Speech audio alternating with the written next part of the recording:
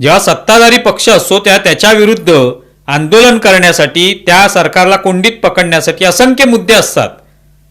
भ्रष्टाचाराचे मुद्दे असू शकतात, कुठला घोटाळ्याचा मुद्दा असू शकतो, असे अनेक मुद्दे येऊ शकतात जे बाहेर काढून सरकारची खरोखरच कोंडी केली जाऊ शकते. भ्रष्टाचाराचे मुद्दे काही वेळेला सांगितले जातात, पण प्रत्यक्षामध्ये त्याच्यातही दम नसतो आणि त्याच्यात कोणाला रसही नसतो. आपल्याला फक्त असं राजकारण करायचंय की जे फक्त पेटतं राहील, भलेही तो आरोप खोटा असला तरी चालेल, पण तो पेटता राहील आणि काही कालावधीनंतर तो थंड झाल्यावर दुसरा कुठला तरी एखादा आरोप घेता येईल आणि त्याच्यावर राजकारण करता येईल.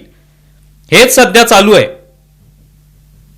ज्या पद्धतीने एखादा वाघ असतो त्याला हाकलून लावण्यासाठी किंवा त्याला एखाद्या ठिकाणी त्याची कोंडी करण्यासाठी, त्याला पकडण्यासाठी ज्या पद्धतीने हकारे दिले जातात, ढोल बडवले जातात सगळीकडून, तसा सध्याचा पॅटर्न मीडिया आणि काही राजकारण्यांनी सुरू केलेला आहे.